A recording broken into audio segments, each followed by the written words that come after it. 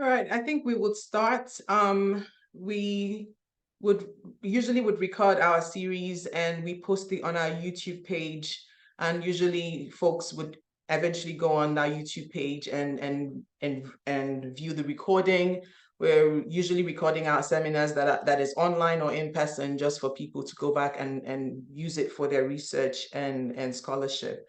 So good afternoon, everyone. My name is Ada Umenwaliri, and I am the Associate Director of the African Studies Center here at UNC Chapel Hill.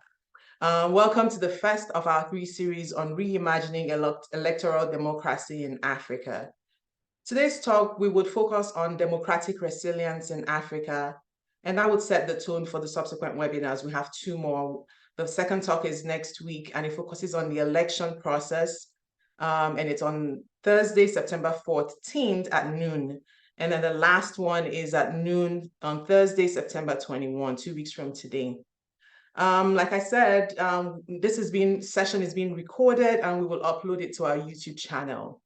If you have any questions, please send them to us at any time using the Q&A box and we will get to them if we have time. So today I have the privilege to be in conversation with three very important experts when you're talking about democracy and politics and violence in Africa. So I want to thank Samson Itodo, Eric Mvukiyehe, and Chris Fomunyoh for being generous with your time and knowledge. Our conversation this afternoon explores the concept of democracy and its current state in Africa. We hope for a discussion that is generative and that reflects on the thread of democracy in Africa with reference to the elections in Nigeria, Senegal, Sierra Leone, and Zimbabwe, and even maybe some reference to the recent coups. So the question is, what is happening to democracy in Africa? Let's dive into today's talk, and I'll start with Dr. Fomunyoh. But first, let me introduce him. Dr. Fomunyoh is the Senior Associate and Regional Director for Africa at the National Democratic Institute, NDI. He's an expert on democratization in Africa and has organized, advised, and led international election observation missions across the world, Africa in particular. Dr. Fomunyoh has a law degree from Yaoundé University in Cameroon, a master's degree in international law from Harvard Law School, and a PhD in political science from Boston University.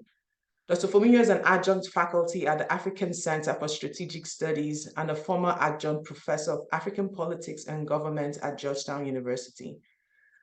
Thank you for joining us, Chris, and it's good to see you again.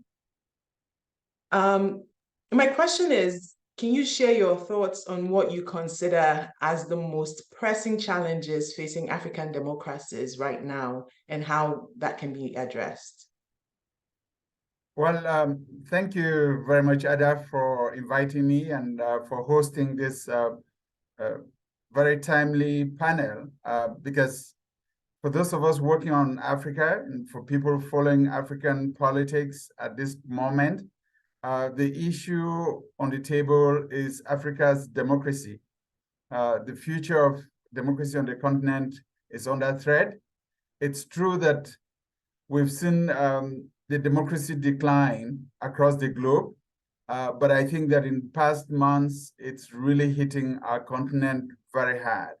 And so it's very timely that the University of North Carolina the Africa Center at the university should take on this responsibility to organize or host this kind of panel to allow us to rub minds, as my Nigerian brothers and sisters would say, and also share some ideas that can help fuel the conversations that are currently taking place on the continent and around the globe. One could come up with a long list of challenges that democracy faces on the African continent, but for purposes of opening the conversation, I'll limit myself to 4, 2 of which are domestic, homemade challenges, and 2 of which I think come from some of the foreign influences that are now impacting the continent. The first 2 challenges that I think democracy is facing on the African continent right now is the whole question of civil-military relations and security sector performance. for many years, we had come to assume that military coups were a thing of the past, that the continent had had its share of coups in the 70s and in the 80s, and that with a new wave of democratization that began in the 1990s, democracy would kind of take root.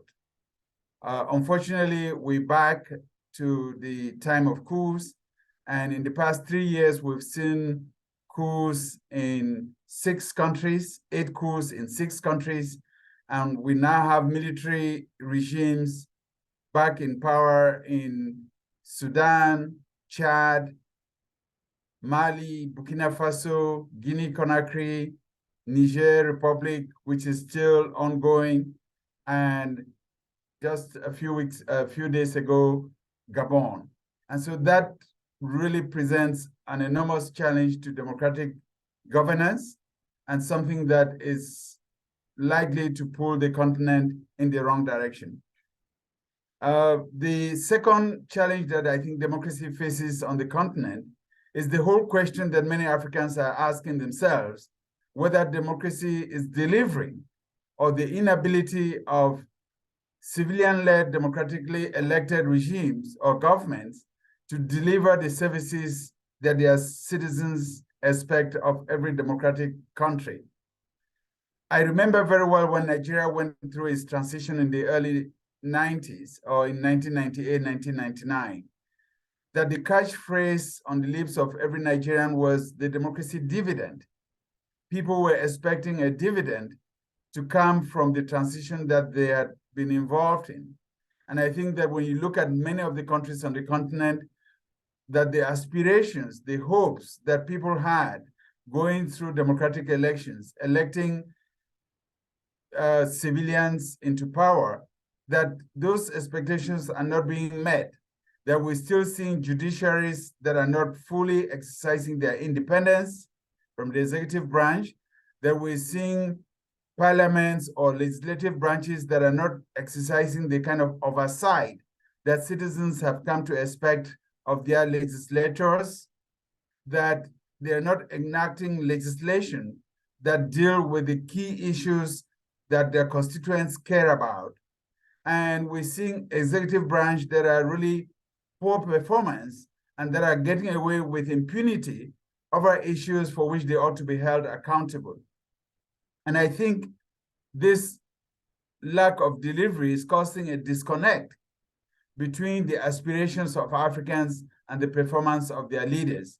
That's why when you look at the studies that are put out by Afrobarometer and other credible organizations, they continue to show that an overwhelming majority of Africans, 70% of Africans, love democracy and want to live in democratic societies, but also a majority of Africans are very unsatisfied with the performance that they're receiving from their elected leaders. So these are two challenges that democracy faces that are homegrown, coming from within our own continent by the performance of our own actors or our own leaders. Coupled to this, I will cite two just very briefly, two others. One is the influence of illiberal actors, that as Africa continues to diversify its partnerships, which is a good idea per se, we now have some of Africa's partners trying to project and promote a different narrative to say that you can actually obtain development without caring about democracy.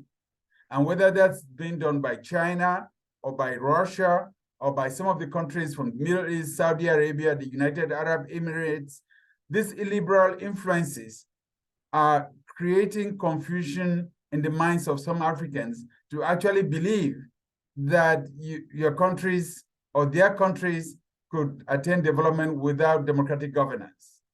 And the last challenge that I think all of us are grappling with is the challenge of disinformation, that with the emergence of social media, it's had the benefit of bringing people closer. It's had the benefit of giving voice to people who initially didn't have voices or have their voices heard. But at the same time, there is a lot of disinformation that is now being channeled through social media that's impacting the ability of our younger generation to be able to discern what's right and what's wrong and what's useful for their countries and the advocacy that many of them are trying to undertake.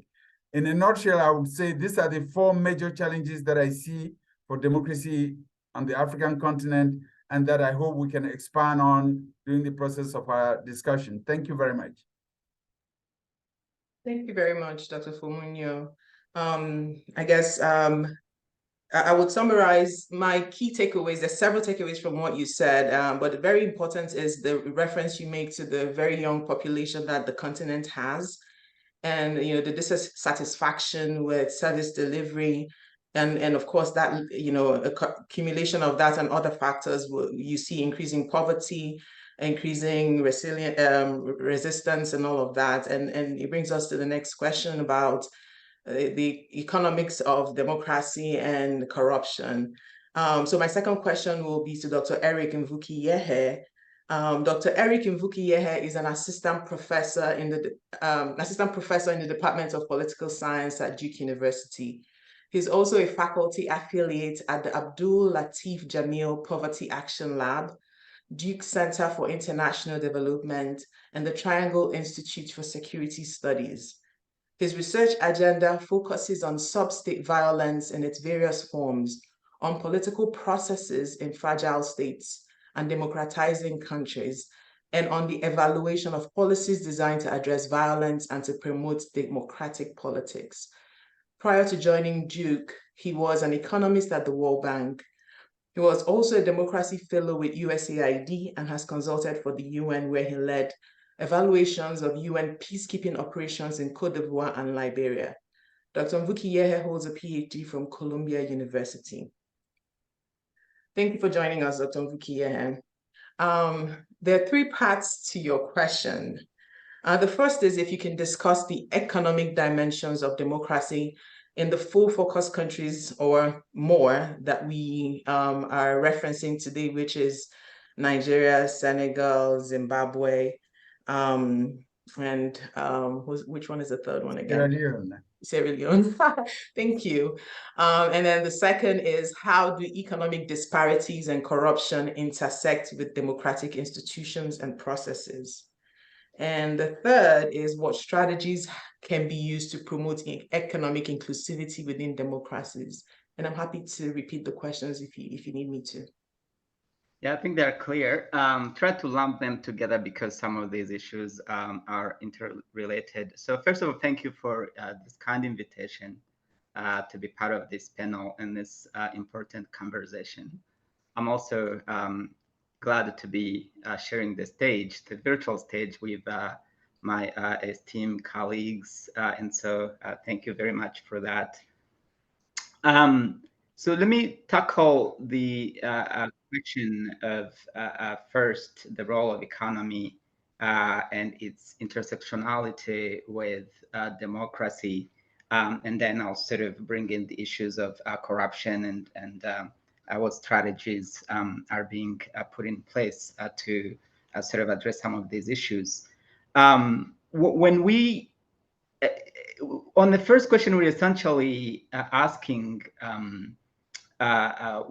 what role does the economy play in the way that citizens evaluate democracy? And I think some of this, the first speaker has already touched upon the answers, which is yes, African citizens, and I'll be, by the way, just a caveat, I'm not an expert on the 4 countries, but I'll be speaking in general with some applications to these countries because some of the issues and challenges are similar in many of these African countries. So while most citizens support democracy, most are also dissatisfied with the delivery part, with the performance of governments, of political leaders in developing, in delivering on the economic promises. And part of that is really an informational problem. Unlike in established democracies where citizens can clearly distinguish the performance of democracy as a system versus the performance of any given administration, in many of these new democracy, and this is not just an issue of African democracy, it's an issue of any new democracy on any continent, that distinction is not always made. And the reason is not because people have backward cultures or don't really value democracy. It's just because there is no data, there is no information about what democracy can do, right? Where there's dozens or hundreds of years of history, people can sort of have actual data to sort of base their belief on. Where there is new institutions, it takes time to generate enough data to sort of formulate beliefs about the performance of democratic institutions. And so what happens, what ends up happening in many of these new democracies, that people basically evaluate the democratic system based on the actions of the government that this democratic system produce. And so that's why what these the governments do really matters, signaling not only their competence or lack thereof, but also the sort of the efficacy of the democratic system. When it comes to the economy, though, it's the very challenge of any country, but certainly there's poor countries that are undergoing not only democratic transition, but also the restrictions of economies. Some might really sort of, you have basically sort of lots of things happening at the same time. And so it's any country undergoing through those kind of changes will have struggle creating an economy that can deliver right away. The problem that leaders face, in my view, is that sometimes they're just not upfront about what is going to take to achieve a certain level of economic stability that can deliver to the level that the people are expecting.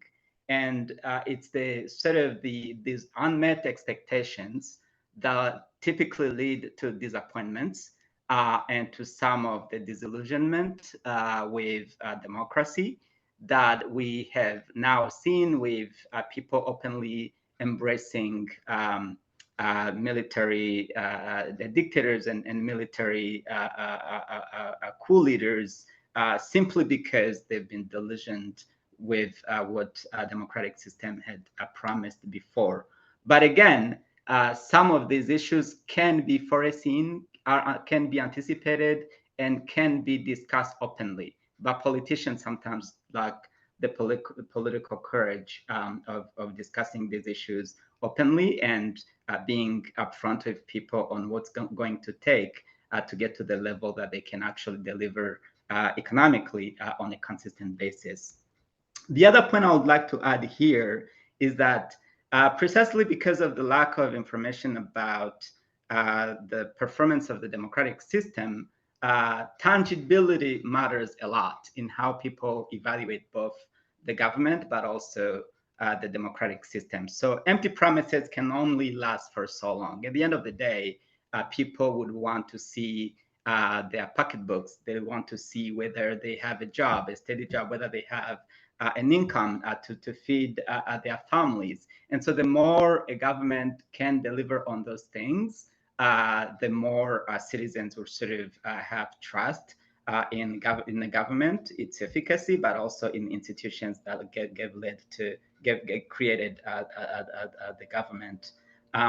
But again, leading up to the elections, politicians will say anything to get in power, but then once they are in power, they lack the courage to either take the hard policies that would create an economy that can deliver for the majority of the people, and just try to sort of survive onto the next election.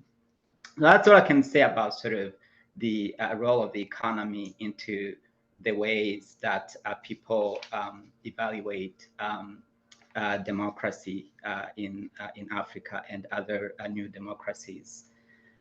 On the second issue of the role of corruption, corruption. So corruption is one of the ills that many of these new democracies, including the 4 countries, also face. And it's a strategic issue on the part of leaders, right? So leaders have the choice of either undertaking public policies that are going to benefit the average voter, or take the shortcut and engage in clientelistic politics. Sadly, most of them tend to take the shorter cut because, again, they lack the political courage of undertaking the longer route, which might require sacrifice on a part of the population, or at least for some time, or really some hard choices that may be difficult for the population to stomach. And so since the politicians care more about their survival than actually doing what's best for the people, they take the shorter cut that is at least going to ensure their survival in a shorter to medium term. But as we've seen with these recent coups in Africa, things do eventually catch up, and people get fed up and they go on the street, and the next thing you know, you're out of power. So it may be a strategy that works in the short term, but certainly not in the long run.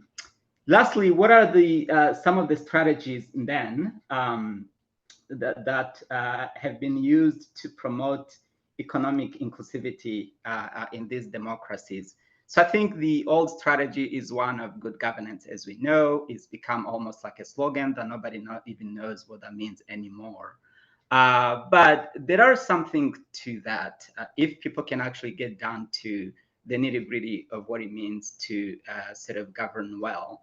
That entails some measure of accountability. That entails some measure of developing sort of a domestic tax base. Because I think, and this goes also to the issue of how do you create an economy that functions for the average voter, is that there is this issue of a broken fiscal contract between citizens and the leaders. And that's really what at the core of a lot of the problem that happens in Africa and many new democracies, that fiscal contract is simply not there anymore.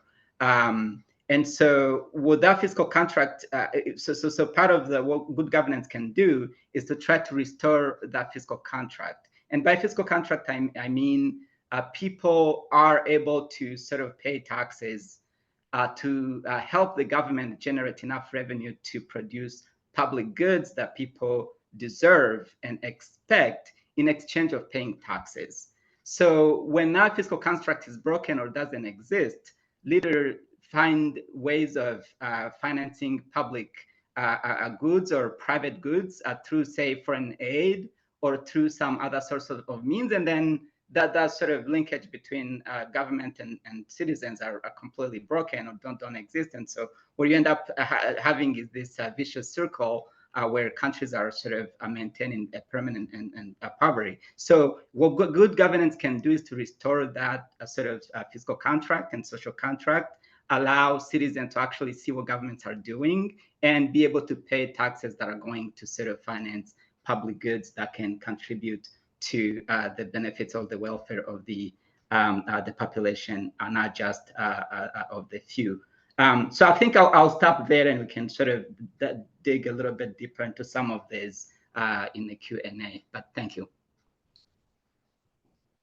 Thank you. I hear, and agree with the points that you raised on the not just the absence of a physical contract, but it's also a case of information asymmetry with the government and a growing distrust.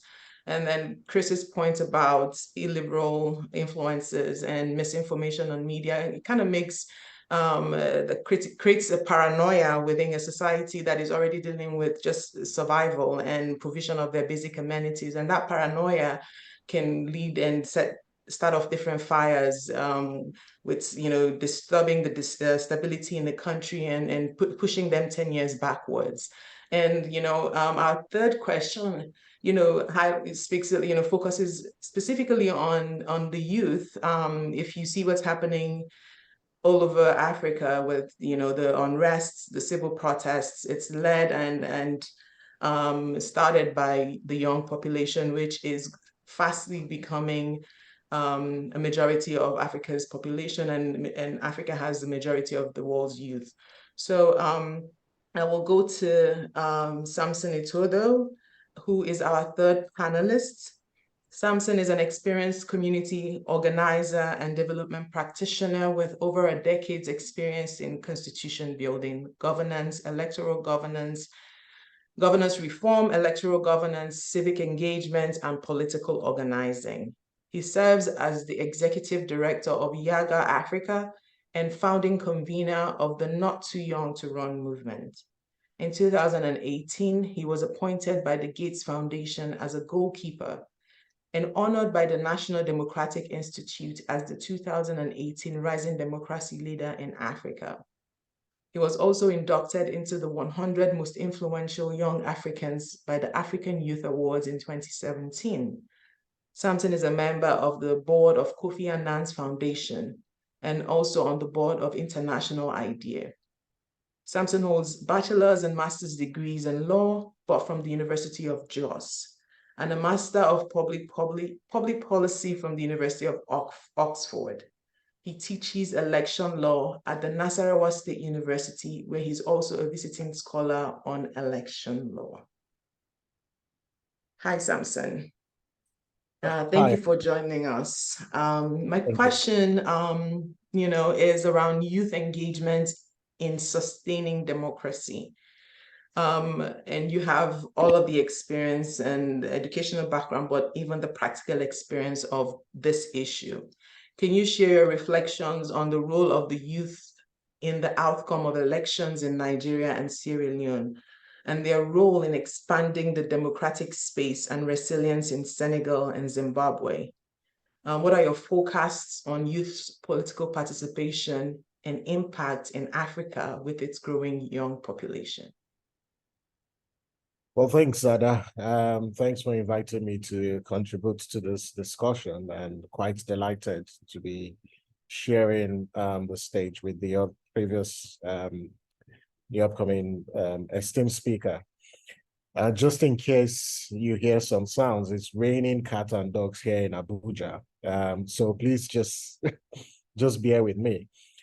Well, I think just flowing from the last two speakers, it is clear that this discussion about democratic resilience or democratic renewal or democratic backsliding is a topical one in view of the fact that it has the capacity of shaping Africa's future. And at the heart of this discussion is about young people. And so if you look at Nigeria and Sierra Leone that recently had elections, what's the role of young people in these elections? And we can categorize their role in three different ways. And first, the young people in these two countries, and perhaps also Senegal and Zimbabwe, to a large extent, are leading political or positive disruption of the political space, what I call positive disruption of the political space. And what does this mean? The political space on the continent has been contested. It is shrinking, and because it's shrinking, it's unable to welcome new ideas and new actors. The face of politics on the continent is one of old, pot-bellied men, and these old pot-bellied men have not delivered the dividends of democracy. And so a lot of young people are asking questions about how come they participate actively in elections or in politics, and they vote in leaders, and these leaders are not in any way delivering. And so what we have seen in these countries is young people pushing back on bad leadership, on electoral theft. We see them pushing back. And so they're disrupting the political space. And tied to this, they're raising, the discourse from mere identity politics to issues. And this has, given them the opportunity to become the third force. Because if you look at the Nigeria situation, there was a third force. Yes, there was a third candidate, Peter Obi, and I'm sure the whole world knows of the Obedients, who are active, young people who just want a change from the status quo. And so these young people utilizing their youth power to raise the conversation, the bar about political participation to focus on issues. It's the same thing that happened in Sierra Leone, where you had young people prior to the elections leading protests, organizing debates, and trying to hold political leaders to account. So sort of shaping the political discourse. And this is really championed by young people.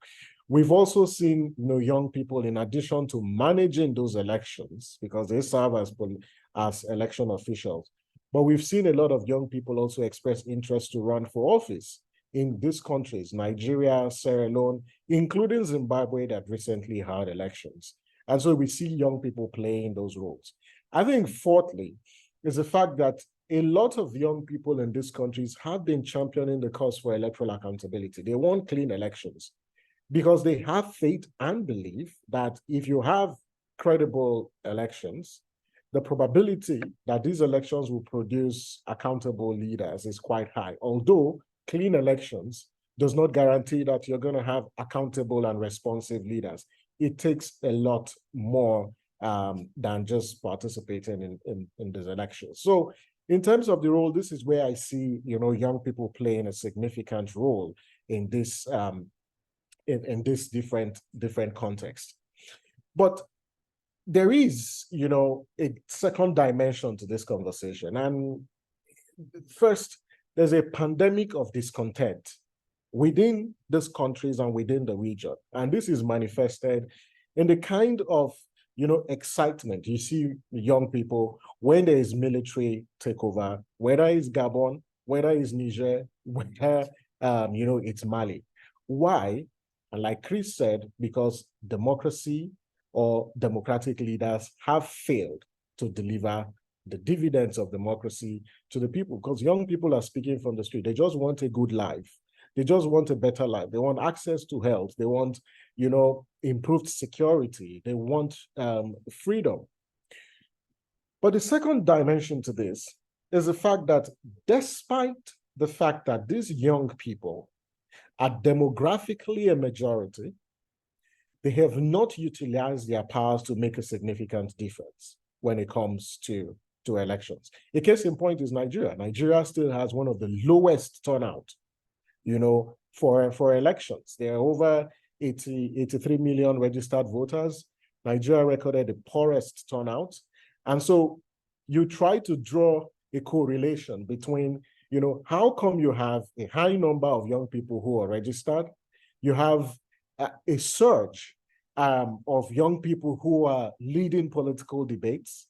You have one of the candidates who succeeded in harnessing that youth anger and energy to get involved in the political process. But how come it's not reflecting in the turnout for the elections? So it's a big question that needs to be answered. And I think young people need to think deeply about how they utilize their power, how they use their number, to shape electoral outcomes.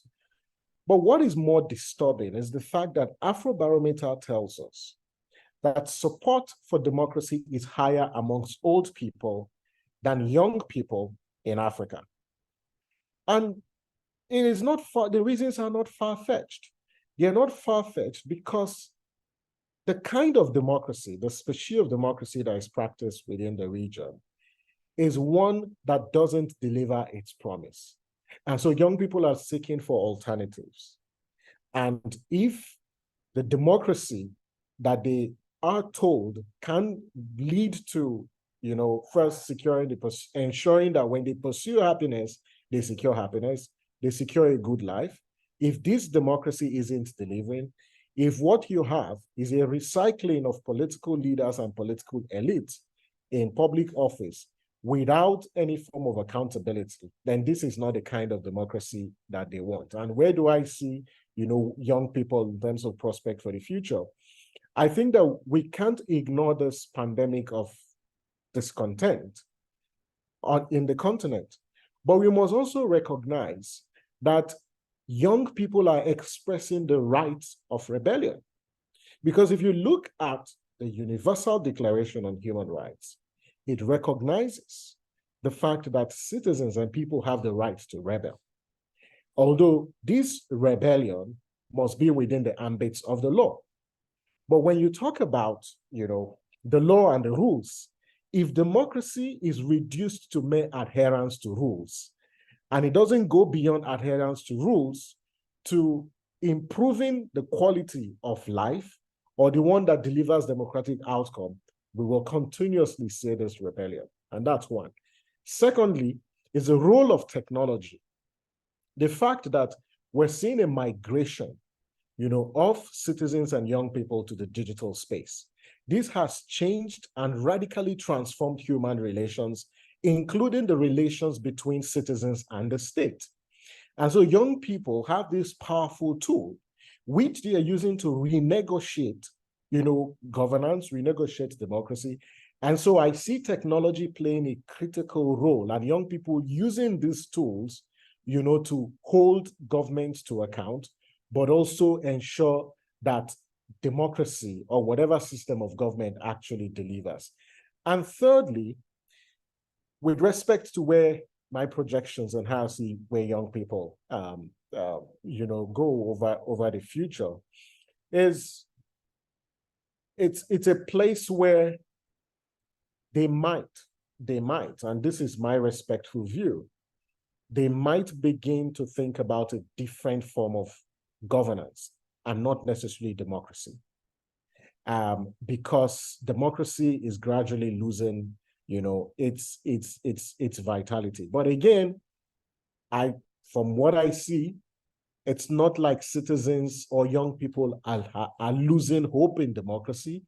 They are just losing hope in those who are at the driver's seat, because in these countries, you still see a large percentage of young people actually express and believe that democracy can secure their freedom. It can't guarantee their freedom. This is why they are showing up to register to vote. This is why they are showing up, to participate in elections, even though in limited numbers. But their hope still lies in democracy. But if we don't address some of these issues, then they might look for alternatives. And they are beginning to look for alternatives. And that's the statement they are making from the streets of Gabon, Niger, Mali, and Burkina Faso. Over, Ada. Thank you. Very insightful, Samson. Thank you. And you do raise several points that tie into my subsequent questions, but the next question to Dr. Fomunyoh. The point that I'm referencing right now is where you mentioned the numbers of young people who are eligible to vote, and that the disparity with people who can vote, people who are registered, and people who show up.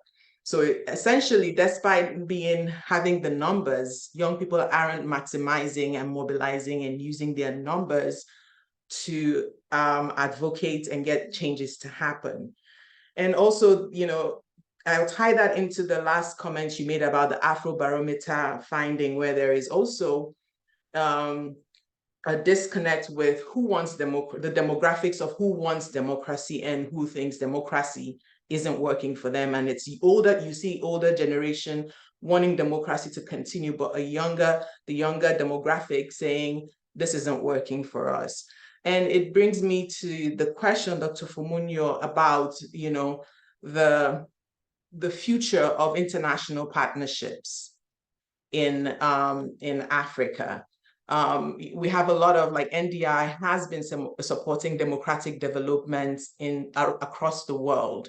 And there's several others, like the USIP, what's the other organization that does a lot of election work as well? There's several, and also the World Bank with supporting economic growth and reforms. And then you have the US government changing, revising how it partners with local partners, with the new USAID director saying that we're going to work differently this time. So I guess my question is, how do you see international partnerships changing and evolving? But also, if you could speak specifically about how African nations can effectively leverage their relationships to enhance their democracies while upholding national sovereignty? Well, thank you very much, Ada, for those additional questions.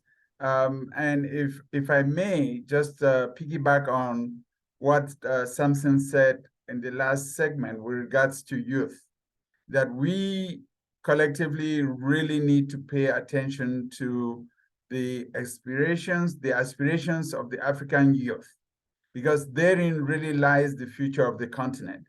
And if we don't get it right with our youth, we're going to lose the future of that continent. Because the demographics really just don't add up in the political space. The median age across Africa, generally speaking, the median age for most African countries is 18, 19 years. But just look at the leadership, the political leadership that we have. I mean, Zimbabwe just went through an election. The median age in Zimbabwe is 18.4. So on average, Zimbabweans, the median age is, say, rounded up to 19 years. The president who just got elected in a controversial election for the second term is 80 years old. His runner-up is much younger, Nelson Chamisa, is 45 years. So he's at least closer to that youth bulge, and he could speak to the youth in a way that they understood. He could speak their language to them. And what we find in a lot of countries is this disconnect between the political elites who act in a certain way, who behave in a certain way, who speak a language that the young people don't understand. And that fits into this, pandemic of discontent, as Samson described it. But it fits into this sense of disaffection amongst young people, this feeling that politics we don't belong, or no one is listening to us, and no one is hearing us, no one is giving us a seat at the table. And if we continue to not pay attention to that grievance that's coming from our youth, that gap between the political elites and the youth is going to continue to widen.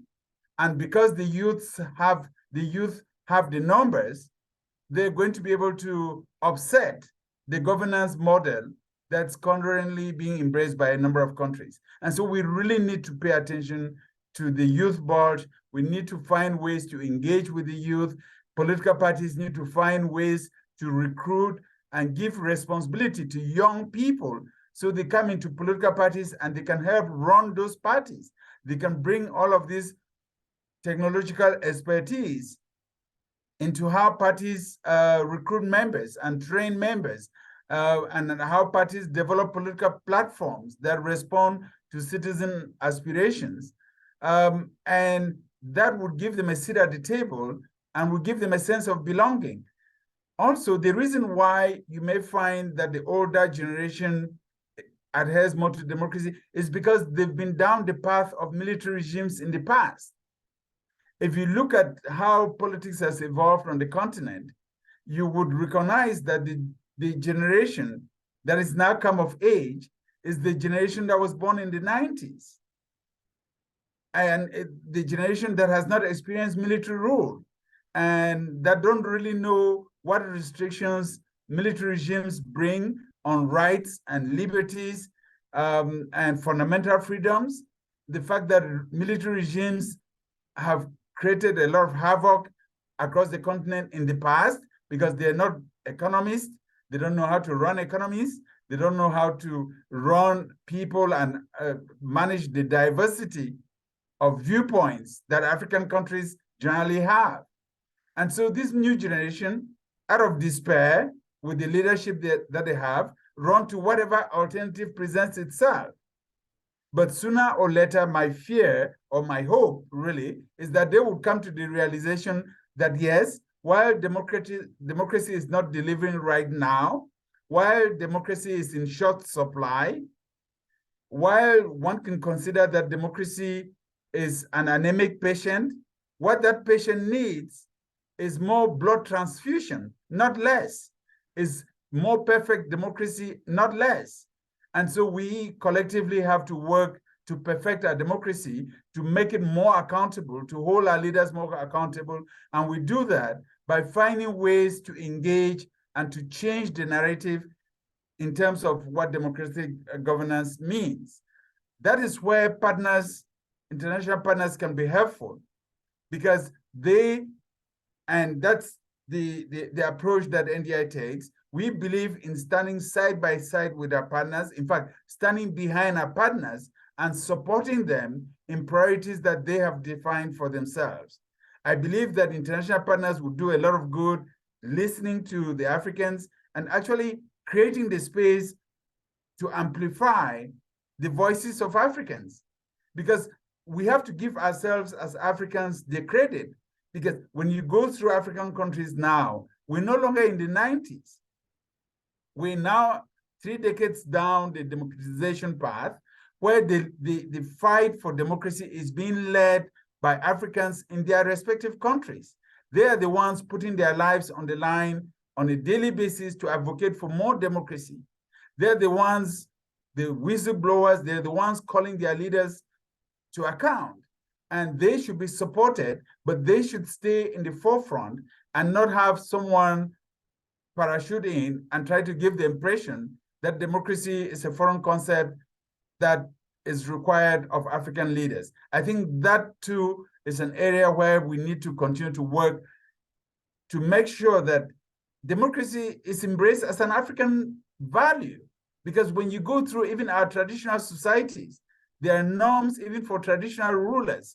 There is a judiciary system, it may be operating over a code of conduct, a code of laws that may not be written, but that's embraced by all of the villagers or all of the members of that community. And our societies have functioned in ways that have allowed viewpoints to be heard. So I haven't seen a society that says, we don't like democracy, so we embrace the dictatorship. I haven't seen that.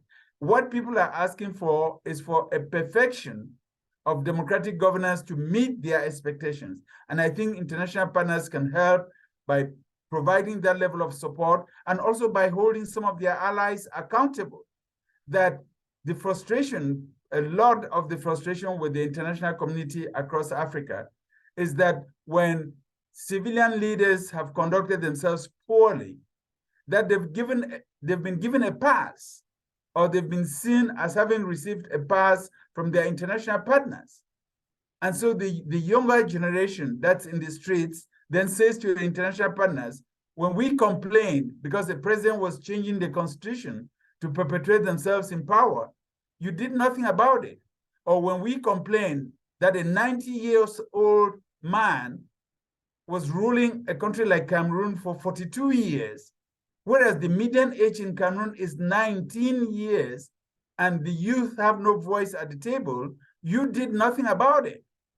And so the international partners need to be conversant of the fact that by being complicit or by being supportive of some of these autocratic regimes before they fall, they are being perceived as being complicit and not matching their rhetoric about democracy and good governance with the actions that they ought to be taking vis-a-vis African leaders that are autocratic or that have outlived their terms of office. Thank you. Thank you, Dr. Fomunyoh. There's a question that was sent to me by text about just someone is curious to know how NDI is thinking about its partnership going forward with all the changes happening in the continent, but also in terms of how international donors and international INGOs have worked in the past. Is NDI currently thinking about how it's going to be doing its partnerships going forward? And we can come back to that question while let me go to give you a break to catch your breath. Dr. Mvukiyehe, there's a question about, a reference to the fact that despite the challenges that we're sharing, specific African nations have displayed some resilience. And the question is, what actionable lessons can these success stories impact to inspire and guide other countries? and emphasis on what lessons can the countries that we're citing today draw from these best practices or these success stories. Yeah, thank you. I think there are many lessons that can be drawn across not only these cases, but also others. But what I feel encouraged by is what just happened in Nigeria, for example. There was an election. The opposition had raised issues, some irregularities allegations, which is not uncommon. These things happen in every elections, even in the US context, as we now know well from the 2020 elections.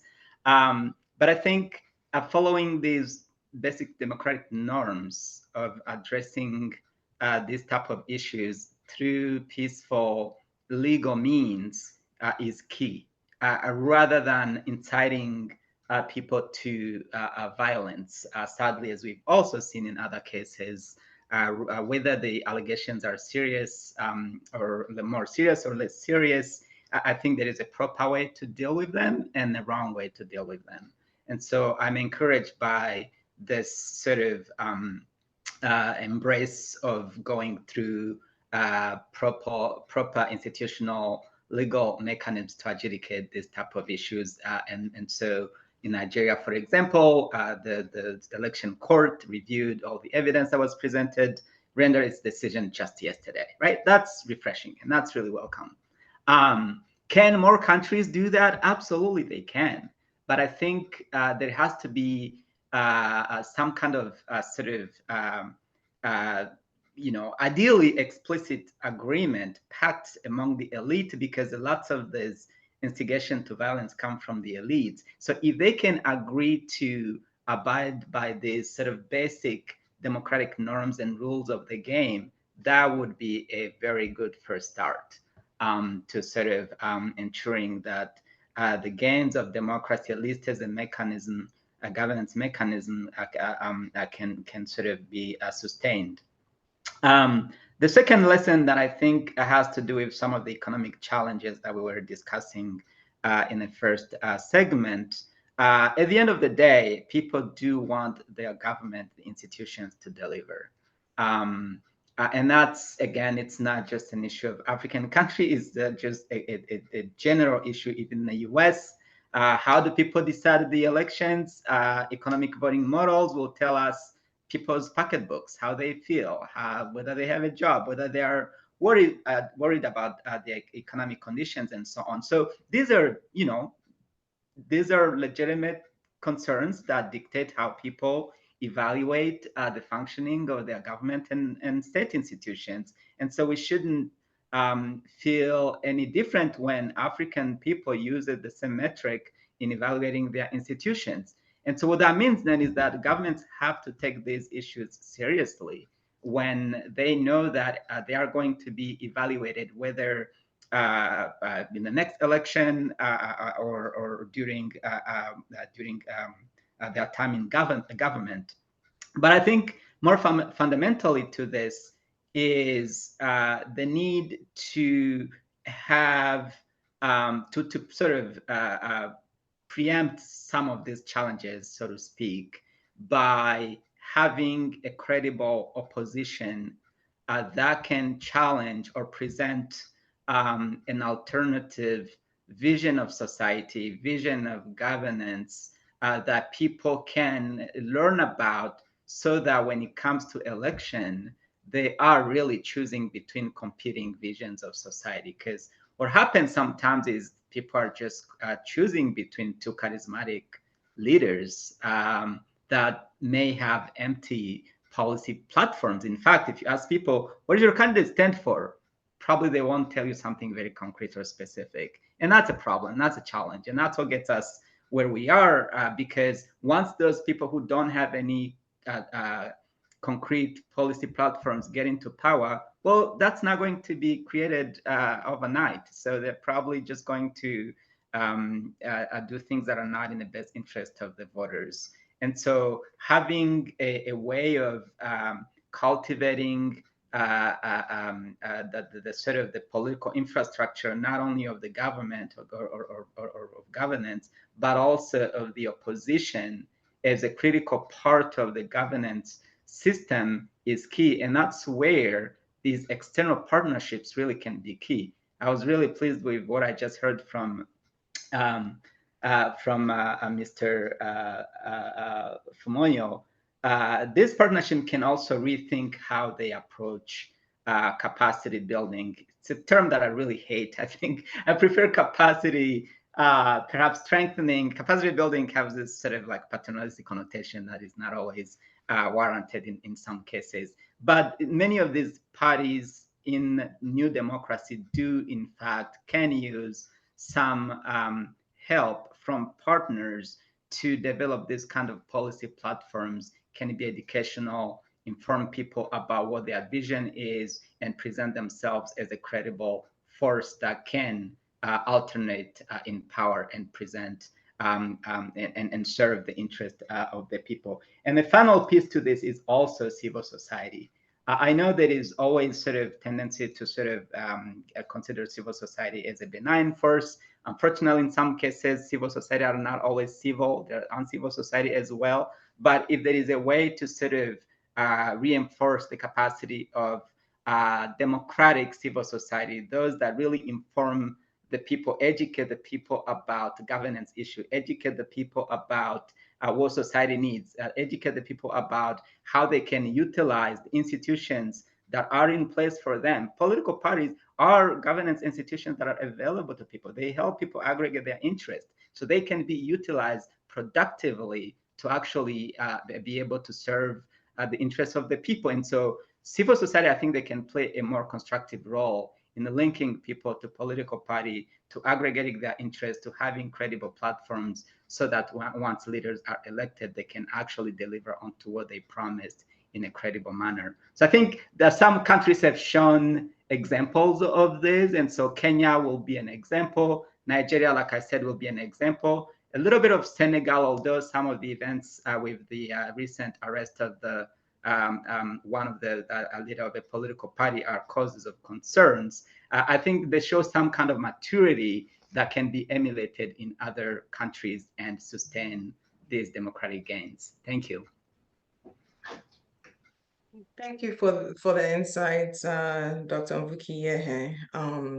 Yeah, I hear the points about reinforcing the capacity of CSOs and you know, the importance of cultivating a political infrastructure that is sustainable. And you know, so all of these, including the points that the other speakers have raised in previously, you know, kind of come back and center around the work that we need to do as development partners, as researchers, as scholars, is around interrogating these questions about the future of democracy, but also the role of technology, increasing participation of young people, strengthening institutions so you can reinforce the capacity of the institutions to deliver, and letting the institutions work. And that takes me to the question for Mr. Itodo around how regional organizations and partnerships can proactively strengthen the work that they do, especially to be more successful in addressing challenges with contested elections, authoritarianism, and unconstitutional changes that impact democracy and stability in Africa. Well, thanks, Ada. I think regional organizations do have a critical role to play, but I'll use two sort of institutions as a case study. One, the African Union and ECOWAS, for which Nigeria is part of.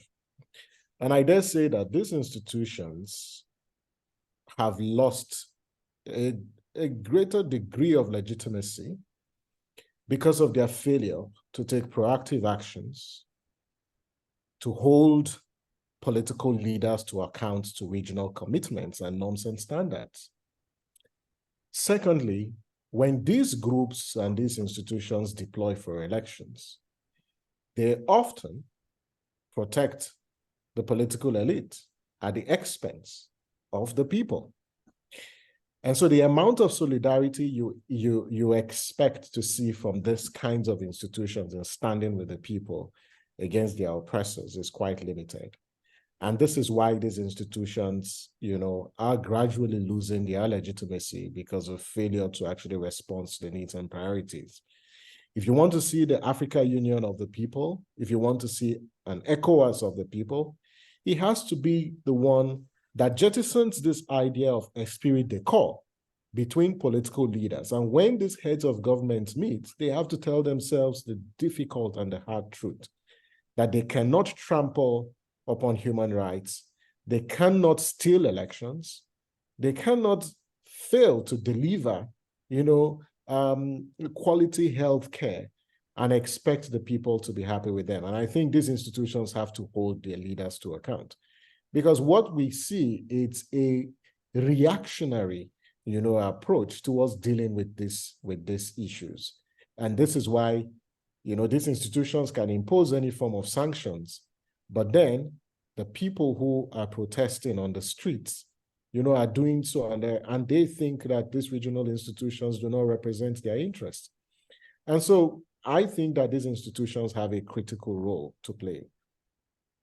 The second critical point that I want to highlight is the fact that there has to be long-term investment in building civil and democratic culture, on the continent.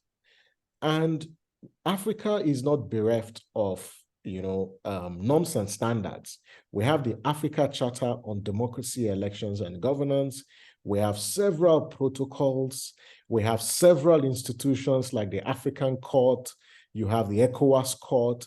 You have several institutions of accountability, established by virtue, or they draw their constitutionality from the AU Constitutive Act. But how come these institutions have become toothless bulldogs? It's simply the politicization of these institutions. And so there has to be long-term investment in protecting these institutions from capture by the same politicians, who are oppressing their people, at the country level. So that investment. And I think that these institutions need to forge stronger partnership with civil society. Yes, the AU to a large extent has established the AU ECOSOC, and there have been several engagements with civil society. But this engagement with civil society has to be, one, driven by the principles of mutual respect and mutual accountability. It must also be consistent and not ad hoc, because the lack of permanence in the engagement between these regional institutions and civil society accounts for the episodic relationship that both stakeholders actually enjoy. And the third point with the regional institutions is the bit that deals with citizens. And citizens want to have direct engagement with the AU, with the ECOWAS. And so ECOWAS and the AU or ECAS or IGAD, all these institutions will have to step down and engage with the people. Things like fact-finding missions that do not have, interface with the ordinary citizens would need to be reviewed. There has to be an inclusive approach of getting both young people, women, persons with disability, marginalized communities into the room. And I think that the engagement should not be limited to traditional civil society organizations. You have other sort of stakeholders like traditional institutions, like religious institutions, the business community. Everyone has to be heard, and they have to be part of this conversation. And I think that if we do this, then these regional institutions will regain trust.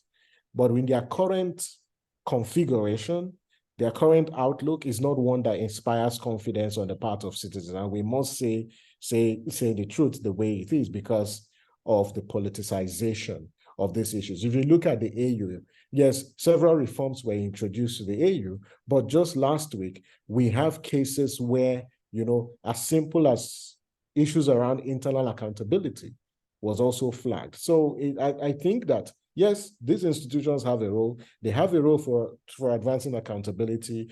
They have a role for shaping a collective norms and standards. but they also have a role, to hold our political leaders to account whilst amplifying the concerns and citizens and voices of citizens.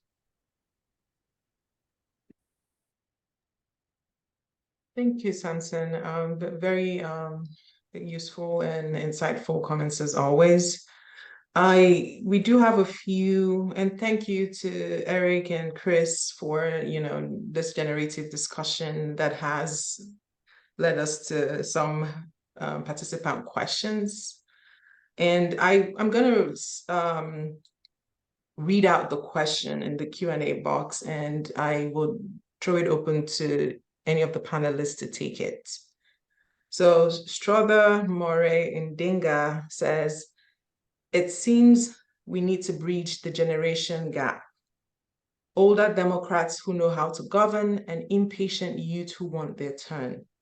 And she wants us to cite examples of experienced political leadership that has leveraged youthful energy and positive disruption by engaging the younger generation of voters while applying governing expertise.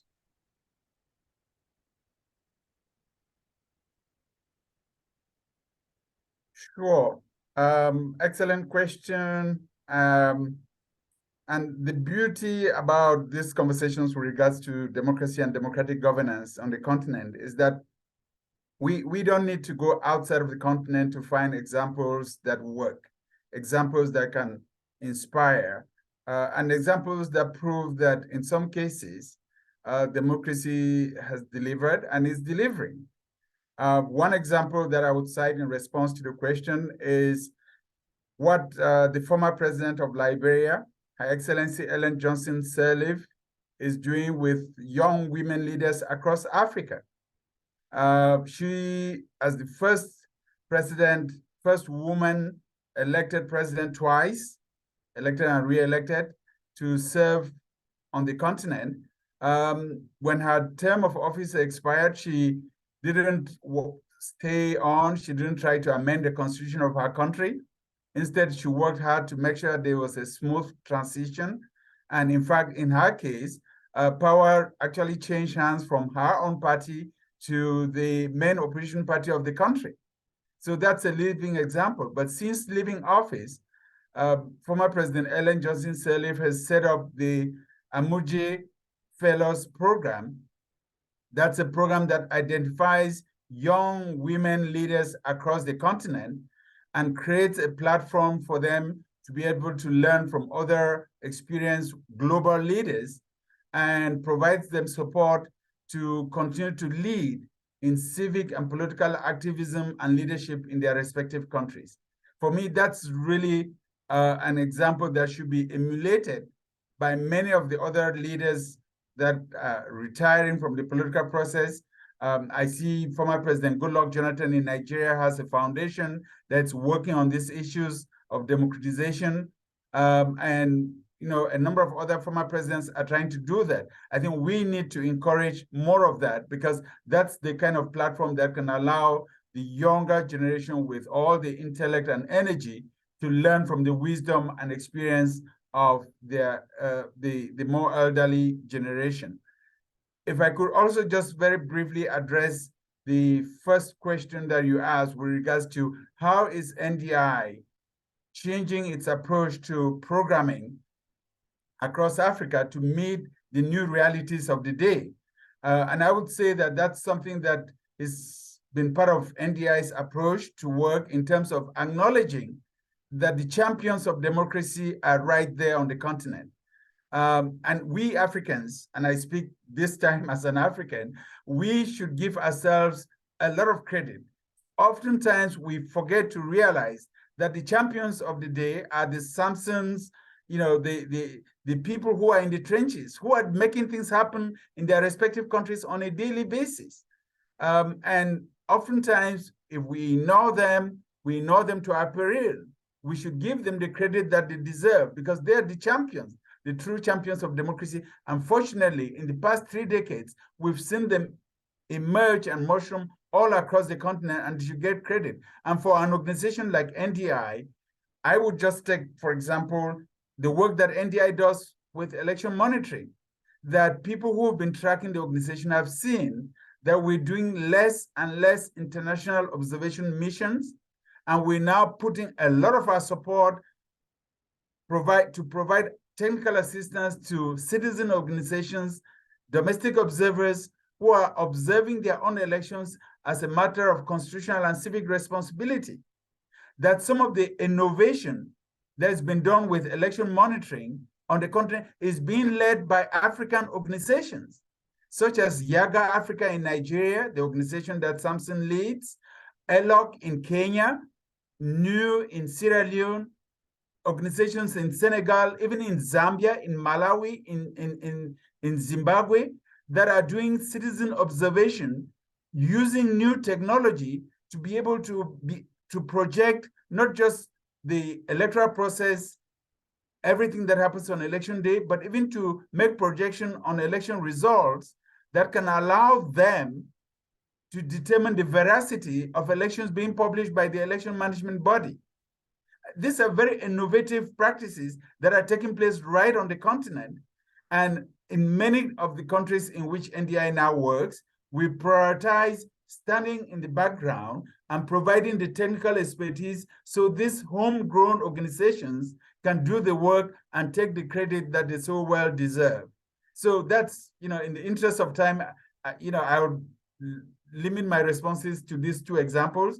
I could go through a long list of how we are adapting and adjusting to the new realities, but I'm really pleased that this process is being implemented not just in Africa, not just but also on other continents in the global south, in the areas in which NDI works, fostering and promoting and encouraging and supporting homegrown initiatives that are being led by the nationals of these countries themselves. Thank you. Dr. Fomunyoh, we have two more questions, and I think maybe Samson can take this one, and then Dr. Mvukiyehe will take the last one. The question is from Victoria Rovine. She says, my question relates to something two of you have mentioned, Dr. Fomunyoh and Mr. Itodo, social media technology.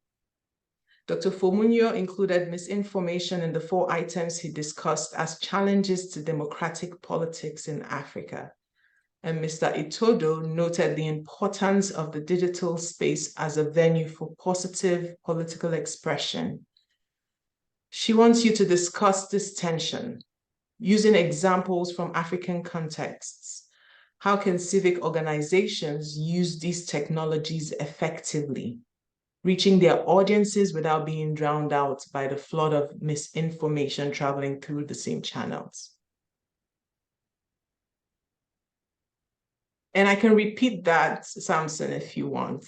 No. I got the question about this tension. First is to acknowledge that across the continent, from South Africa to Nigeria to Sierra Leone to Zimbabwe and Senegal. Maybe let me stick with Senegal and how technologies and social media are being used. There are 2 sort of prominent hashtags in Senegal. The first one was Save Senegal, and the other one is Save Sonko, which is the opposition leader, that's been in detention. One of the things that, I must say is how social movements like Yanama, have used social media to actually galvanize and organize public pressure.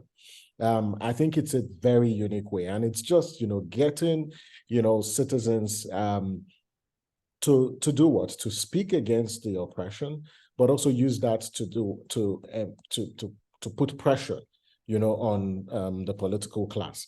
Second is they've also used these tools for mobilizing international solidarity.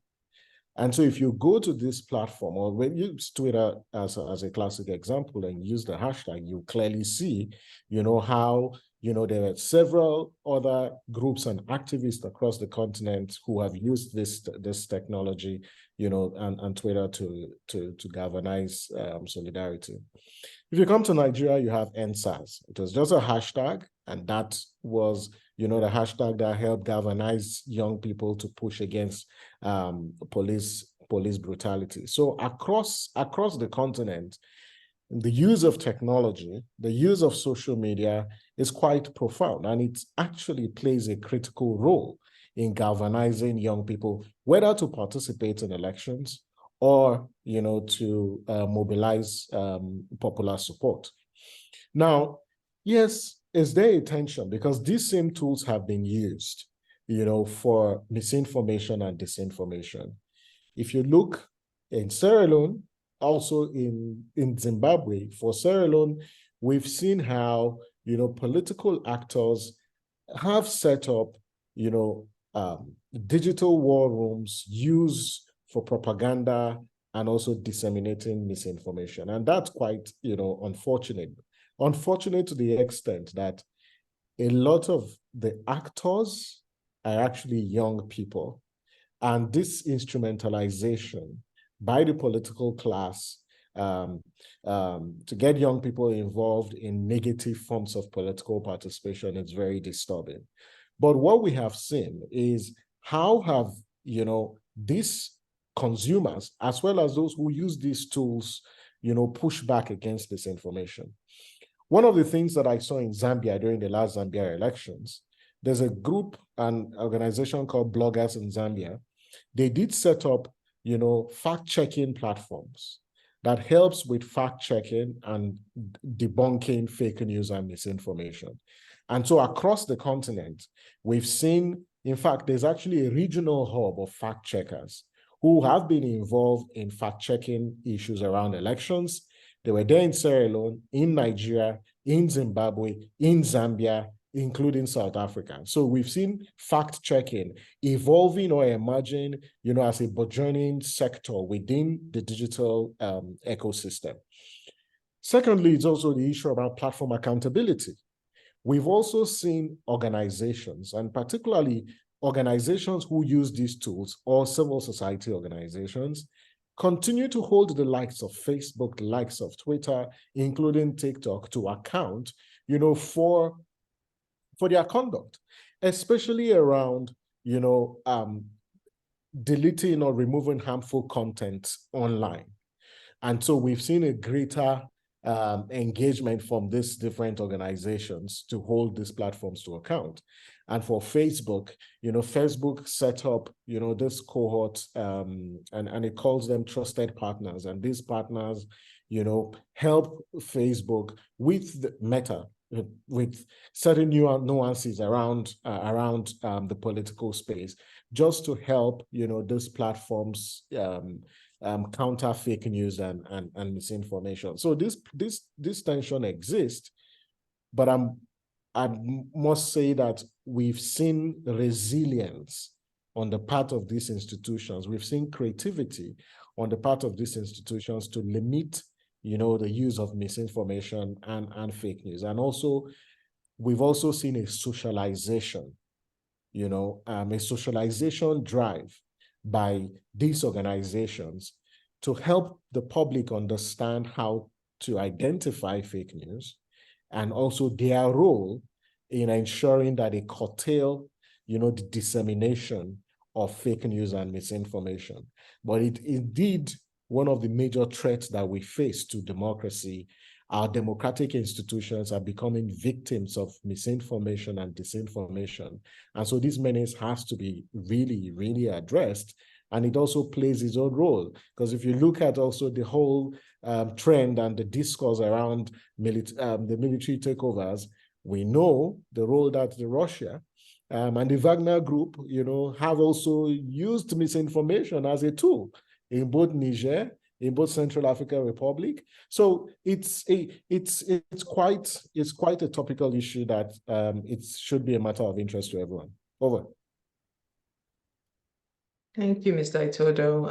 I'm going to go to Eric with the last question. But before I pose the question, once you're done, I will take concluding comments from all the panelists, just very short comments, and then we would wrap up today's session. The question is from Victor Atang, and then I guess maybe it's your reference to the recent ruling in Nigeria that made him pose this question to you, and I thought it would be great response. The response would be great for you to respond to. His question is, how do we truly ensure that our leaders are held accountable in view of the fact that in most cases, these leaders have key people in places where they ordinarily should be held accountable? And an instance is in the judiciary. The president appoints the Chief Justice of Nigeria, even though the recommendation of the yeah, I'm going to leave that. I'm not sure what that is. But he says, how will that same judiciary adjudicate on a matter that touches on the interest of the president? Thank you, Victor. You're muted. You're muted. Thank you. No, that's a great question. I don't know if I have a great answer for it, but let me just share a few thoughts. I think the question of institutional development is really fundamental. And I think we have to be realistic as scholar, experts, observers, and most importantly, politicians, be upfront about the promise and limitations of nascent institutions. In the case of rule of law institutions, these are sort of things that develop pretty slowly and take time to mature and to function properly. So any scholar of institutional development will tell you that. In the case of these institutions that are coming out of the democratic experiments in Africa and other countries, we cannot expect them to operate perfectly from the get-go.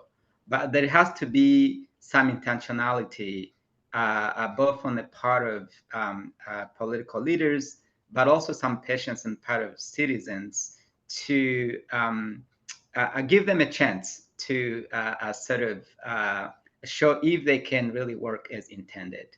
And that's very hard thing to do, especially given the history of abuses that may still be fresh in people's memory, right? And so the scholars of transitional justice have spent a lot of time trying to study some of the strategies that are implemented, for example, in Eastern Europe. You know, some go with like complete purging of the institutions and setting up the laying up new foundations from scratch. But that may not necessarily work though, right? And so you have to think about the institutional memory, the capacity, and so on. And so there has to be some level of a trust that the institutions will perform independently.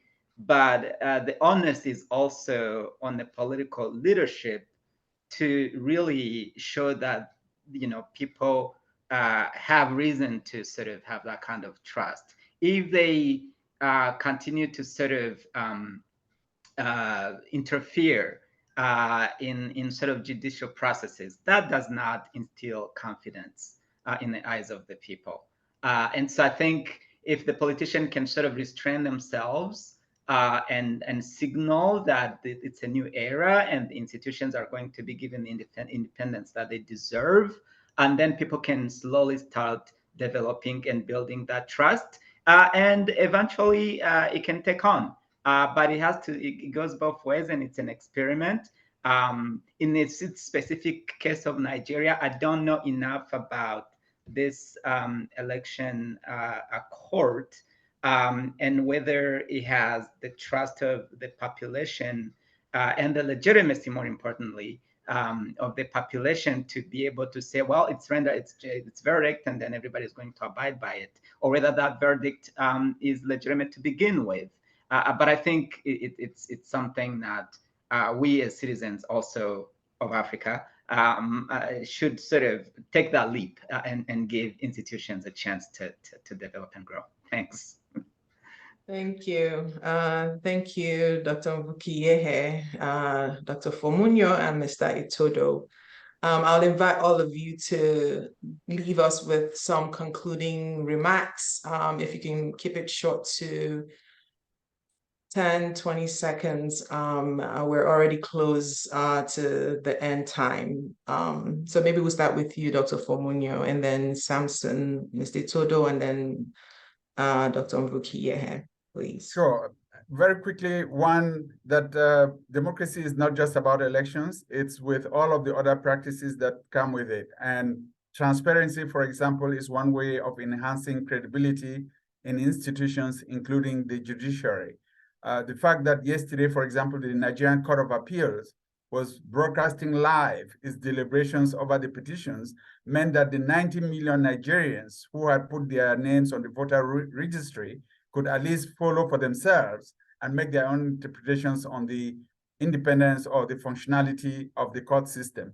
Two, very quickly, your point about NDI's approach, I should just say that NDI has 900 partners around the world with their local organizations that we work with as our partners. About 40% of them are in Africa and the rest are on other continents in the global south. So we believe in partnerships and showpiecing the work of our partners as the real champions of democracy. And lastly, that democracy is a never-ending endeavor, that we have to work to perfect it, that even established democracies are still working on a daily basis to perfect their democracies. And on the African continent, we should build on what has been accomplished and work as hard as ever to perfect it so we can be responsive to the needs and the aspirations of our people. Thank you very much for having me on this panel. Thank you. Mr. Itodo. Well, Chris has said it all, and so there's nothing to add. But I'll really just say, if we want democracy to work, it begins with the people. It begins and ends with the people. But young people will determine the future, and so we've got to make that investment. But thanks so much for the invitation. Really appreciate it. Thank you. Thank you, Samson. You, Eric, please. Yeah, I couldn't have said it better myself. So democracy can work, but there has to be some political courage to be transparent with the citizens, not raise expectations just for the sake of accessing political office, but actually acknowledge the difficulty and the challenges and the sacrifices that might be needed in order to achieve what democracy can deliver. If political leaders can show that transparency, citizens can be patient and wait for the results. Thank you. Yeah, great points. Thank you, everybody. We've come to the end of today's session. This recording would be on our YouTube page. And if you want to share it with your network, or if you want your students to use the material, you know where to find it. Thank you again for joining us, and thank you to our panelists. And I want to also say thank you, big thank you to my team led by the director of the center, Dr. Rovine. I have my graduate students working in the background, Laura Cox, and I have a new work study student, Bolu Monday, as well. So I want to say thank you to my team, and I hope you all have, Samson, have a good evening. Yeah, because is it 6 p.m. where you are? Yeah, and while we would continue to, see what we can get achieved today, we still have 4 more hours before end of the day for us. So Eric and Chris, I hope you enjoy the rest of your day, and Samson, have a good evening. And thank you, Ada, for the discussion and moderation. moderation. Bye. Bye.